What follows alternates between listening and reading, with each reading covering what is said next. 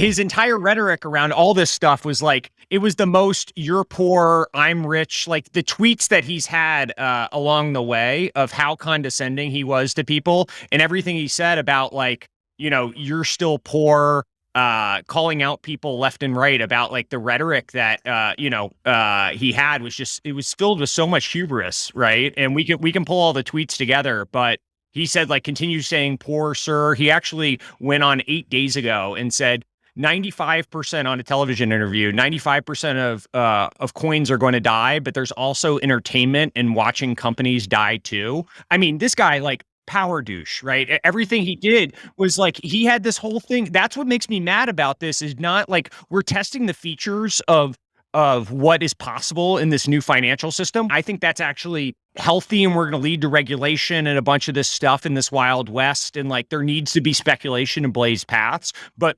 my problem in this is, and if you listen at like Sam Bankman-Fried called out that like this was going to happen inevitably. A bunch of smart people were calling this out, and the level of condescension and hubris this guy had was just like, I don't know. I found the whole thing appalling. Yeah, I would say what's fun about crypto, fun's probably the wrong word, I just love markets, is that when you have cascading liquidity events with leverage, it happens right away. Like this market will tear your face off. It doesn't happen slowly. You're not like, oh, who else owes us money? They're like, because it's all on chain, right? So in the crisis, people were trying to figure out who owed what to who.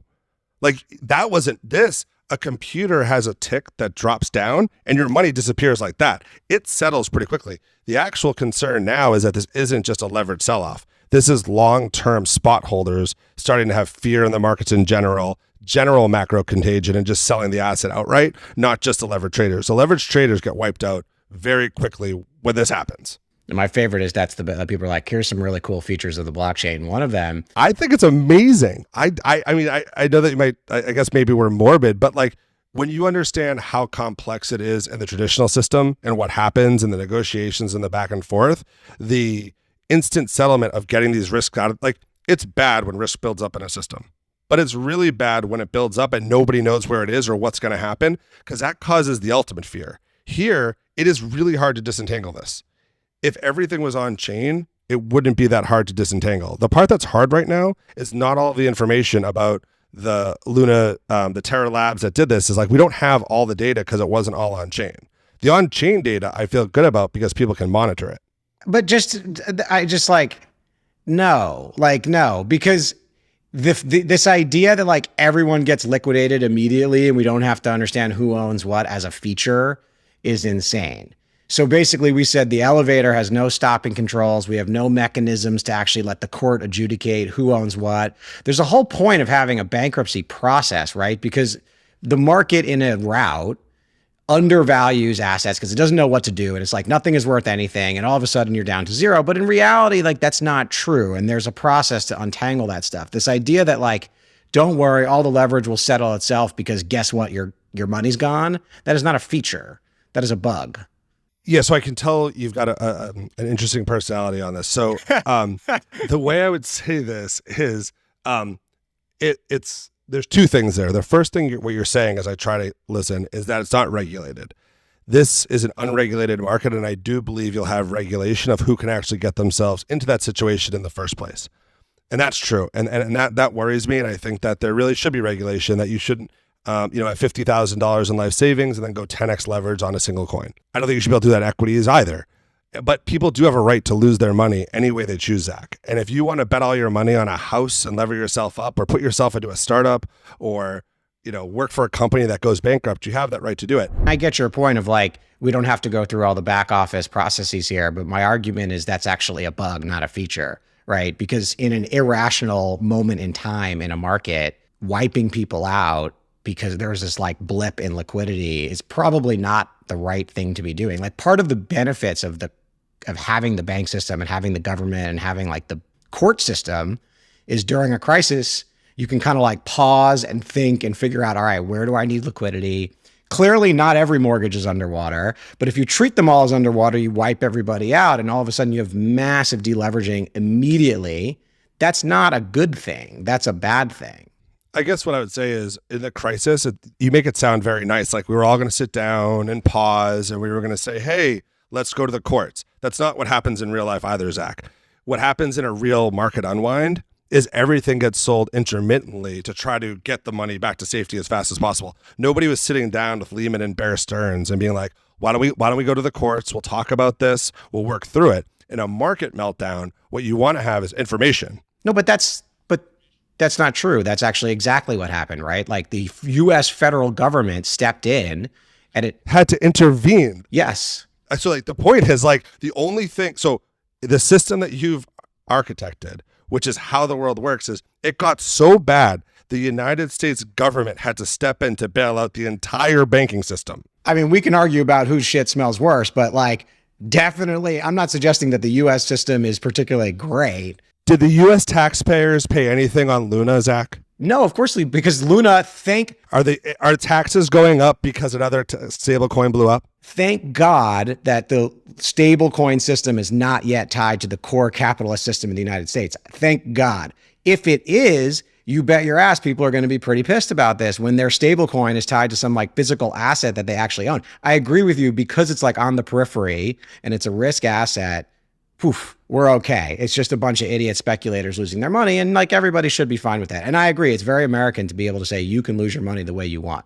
I kind of agree with you there. SoftBank came out and reported a $27 billion loss for its Vision Fund unit for the fiscal year ending 2022.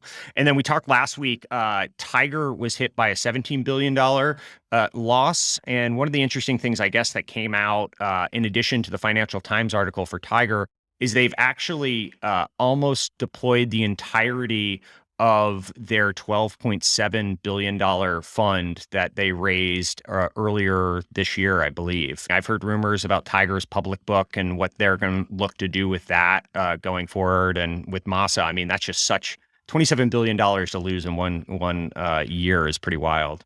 Well, I think they're all different categories of stuff. Like the Tiger public portfolio, you know, look, if you were heavily weighted tech in any way, I'm sorry.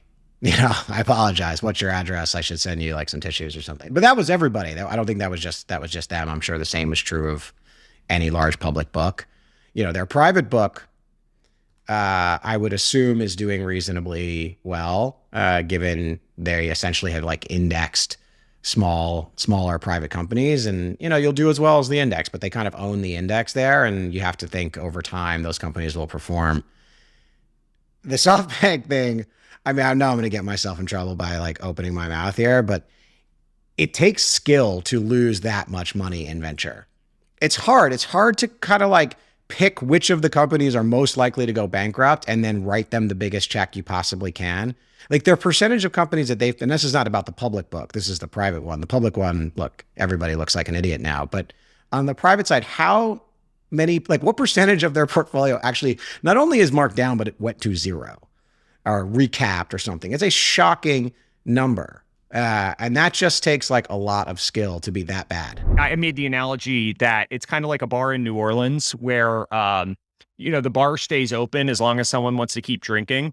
And so like the price hasn't fully corrected. And so there still is one person drinking at the bar. And so my advice for founders has been like, go out right this second or 2 weeks ago or 2 months ago and fundraise, right? Because maybe you'll find that one that's still drunk at the bar and you'll get the price you would have in December. And maybe that's a good thing. I actually don't think that is a great thing, but whatever. We can like, that's in some ways self-serving to say that.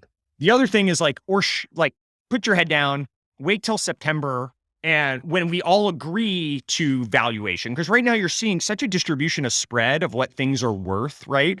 And so you're getting jerked around a little bit if you're a founder going out. And it's like, oh, one person thinks I'm worth 200, one person thinks I'm worth 800, right? And so to some extent, like at least in September, everyone will have agreed a little bit more to what price looks like, right? Or, you know, go pick the partner you want right now and get what they are willing to pay, but don't over optimize for valuation. Maybe just lock in the dilution and just get the incremental money that you want, right? And get that partner on board to build for 2 years. Because I feel like we're sort of in this weird thing where no one's really sure